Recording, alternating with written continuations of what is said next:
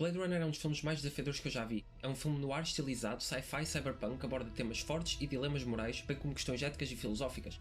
É um filme muito à frente do seu tempo e que continua ainda hoje moderno e um tanto futurístico. Um dos filmes mais influentes visualmente de todos os tempos, é uma verdadeira masterclass sobre filmmaking, narrativa visual e acima de tudo construção do mundo. Blade Runner é um exemplo perfeito do que o cinema consegue evocar e da sua habilidade de nos transportar para uma nova realidade, e mesmo que eu não tenha adorado Blade Runner é espantoso. Blade Runner consegue ser não só super interessante, divertido e tecnicamente deslumbrante, além da direção de fotografia, os set designs insanos, a direção impecável e a soundtrack magnífica, mas também incrivelmente profunda e intrigante. A principal razão para isto é que mesmo passando-se numa realidade futurística louca, onde tanto é diferente, o centro do filme, a sua essência, é tão focada na humanidade. Basta olhar para o conceito de Replicants. Inicialmente, e no livro em que Blade Runner se baseia, Do Android's Dream of Electric Sheep, de Philip K. Dick, Replicants tinha o nome de androids, mas Ridley Scott e os escritores do filme mudaram o nome, já que androids geralmente dão a ideia de AI, robôs. Mas Replicants não são AI, não são robôs. We're not computers, Sebastian. We're physical. Eles são humanos criados por bioengenharia e construídos por outros humanos, sendo usados como escravos para fazer o que os humanos verdadeiros não querem fazer. Isso é realmente fascinante e abre novos níveis para um montão de temáticas que o filme aborda, como escravidão, racismo e abuso. Estes temas e estas abordagens são inseridas num guião muito bem adaptado e reimaginado, escrito por Hampton Fancher e David Peoples, que introduz perfeitamente este mundo complexo, estas personagens complexas e estes temas complexos para o cinema, e consegue fazer isso ao manter as coisas tão simples. O texto de abertura imediatamente dá-nos grande parte da informação que precisamos saber sobre a história e sobre a realidade do filme. Sabemos o que é um Replicant, o que é um Blade Runner, porque é que um Blade Runner é preciso e o principal evento antes dos acontecimentos do filme. A narrativa também segue esta simplicidade. Enquanto que o nosso protagonista, Rick Deckard, um Blade Runner, está à procura de reformar um grupo de replicants fugitivos, os nossos antagonistas, Roy Batty e o seu bando, procuram por forma de expandir a sua vida. É uma narrativa simples, um simples arco paralelo de personagens que fornece uma maneira simples e eficaz de criar uma história intensa e recheada de suspense. Devido ao enredo ser tão simples, abre espaço para focar no que realmente importa, para focar em criar personagens complexos e uma cidade complexa. Eu disse anteriormente que Blade Runner é acima de tudo uma masterclass em construção do mundo. Porquê?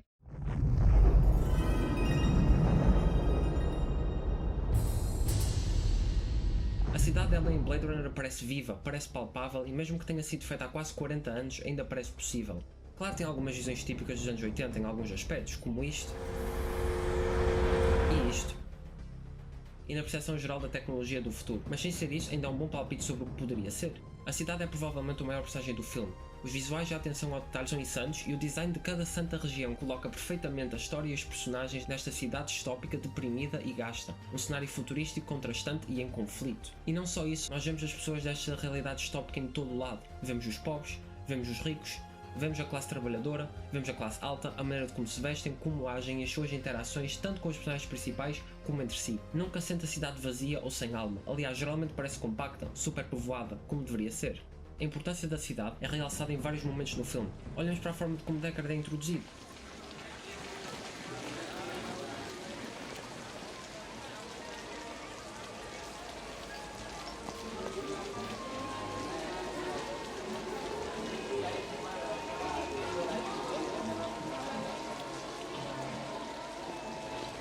Este plano podia ter sido feito de mil e uma maneiras, mas foi este o plano escolhido por Scott. Antes de chegar ao Deckard, vamos pelas pessoas na rua. Imediatamente, mesmo antes de sequer conhecermos o nosso protagonista, sabemos um pouco sobre as pessoas da LA. E depois disso, qual é a primeira interação que o Deckard tem? Ah sim, com um vendedor na rua. Não com um personagem importante, não com um personagem secundário, com apenas um vendedor que aparece uma vez em todo o filme, mas que mesmo assim é recheado de personalidade. Estas coisas importam quando se trata de criar algo com um sentimento real e autêntico.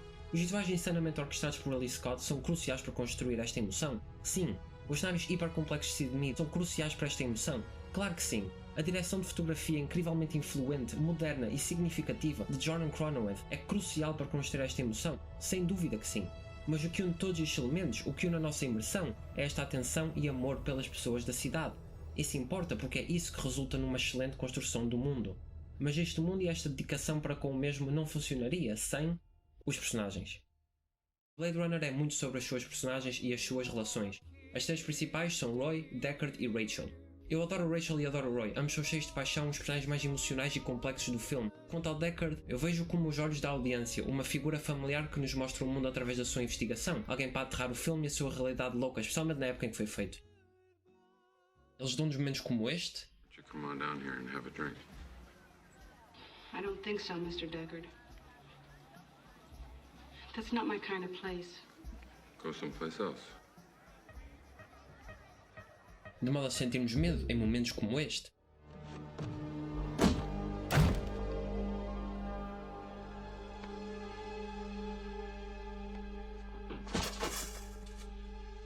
Aliás, esta última cena é de longe a mais intensa e assustadora do filme, especialmente tendo em consideração que antes deste momento estávamos investidos na formação de uma relação entre o Deckard e a Rachel.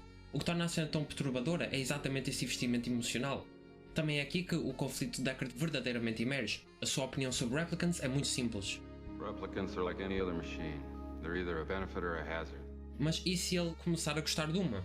Bem, isso torna-se uma realidade. Ele gosta e preocupa-se com Rachel, o que faz com que ele questione as suas escolhas e faz com que questione... Have you ever retired a human by mistake?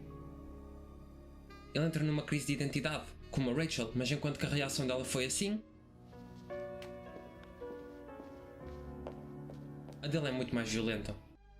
Acompanha isto com uma linda mas significante direção de fotografia e tem-se uma cena muito impactante que é emocional, intensa e aterrorizante, sentimentos que não funcionariam sem estes elementos. Então é neste momento que qualquer tipo de gosto por Deckard é perdido. Enquanto isso, também é pouco depois que Roy acende nos nossos olhos. E apesar de tudo, não é esse o ponto que o filme quer que entendamos? Eu não gosto ou relaciono-me com o Deckard, mas quero saber da Rachel e do Roy. Estes humanos criados geneticamente não deveriam ter emoções, eles deveriam ter um coração para bombear sangue, mas não para sentir. Mas mesmo assim importo-me mais com eles do que qualquer outro possível humano no filme. Então se não sentimos nenhuma diferença entre o replicant e um humano, existe alguma diferença? Para responder a este ponto tenho que falar sobre Roy Batty. Aliás, risca isso, volta atrás, porque para falar sobre este ponto tenho que primeiro falar sobre We're so happy you found us. Rutger Hauer. Rutger Hauer é insano. A atuação de Rutger Hauer é uma das minhas preferidas em todo o cinema. A forma como Rutger Hauer diz as suas linhas é perfeita em cada momento. As suas expressões se tornam tão emotivo e tão expressivo, em oposto com Harrison Ford, que retrata um personagem mais reservado e difícil de ler. Rutger Hauer faz com que a sua personagem pareça, desde a sua primeira cena, humana. E Rutger Hauer é a razão pela qual Roy é o centro de Blade Runner. É através da sua atuação que Roy torna-se o personagem pelo qual mais simpatizamos. Ele foi criado para ser um replicant de combate, uma máquina de guerra, literalmente. No entanto, as suas únicas mortes vêm de emoção pura. Ele mostra mais emoção que o Deckard. O Deckard mata porque é o trabalho dele. Ele é o assassino frio, um matador de replicants. Quando conhecemos Roy, ele já está com um pouco combustível de vida. Time. Enough. O seu percurso leva por Pris, outro replicant do seu grupo com o qual ele tem um relacionamento, e J.F. Sebastian, que lhe pode levar até ao seu criador, Eldon Tyrell. I want more life. Father. Eu adoro a cena onde o Roy conhece o Tyrell, a linda hora dourada, as atuações de ambos, Howard e Joe Turkel, os simbolismos, o storytelling visual e a relação que estes dois têm um com o outro, o criador imperfeito e a mais perfeita em perfeita criação, torna esta uma das minhas cenas favoritas em todo o filme. Nesta cena sentimos um nível de respeito mútuo, um nível igual de intelecto, dois génios a discutir a vida e a sua expansão. À medida que a cena se prolonga, vamos sentindo a tensão, as mudanças estão das personagens e as constantes lutas de poder. A cena termina com Roy a exercer um ato violento, mas puramente emocional, matando o seu criador e libertando-se do processo.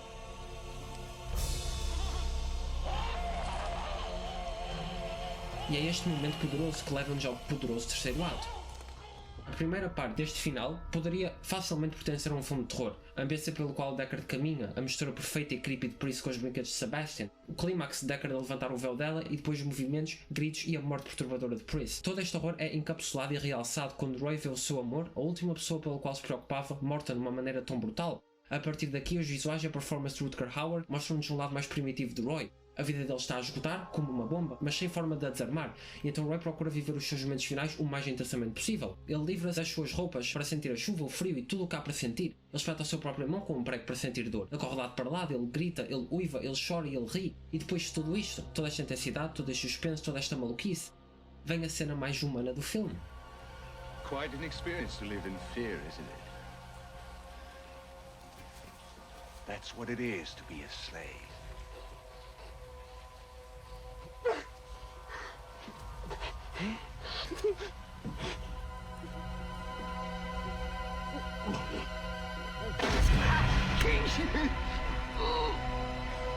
Roy, com a sua última opção na vida, escolhe a misericórdia.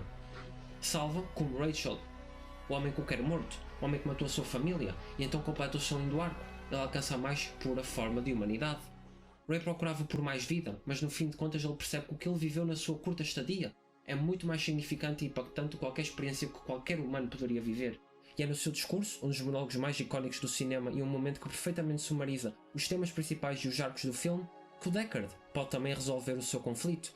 Mesmo que ele possa não entender o porquê do Roy o ter salvo, ele entende a ação, ele entende a humanidade, e assim ele pode finalmente aceitar o amor, aceitar uma Replicant, aceitar a Rachel.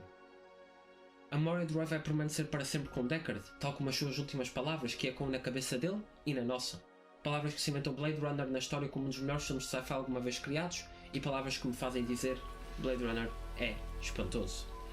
Time to die.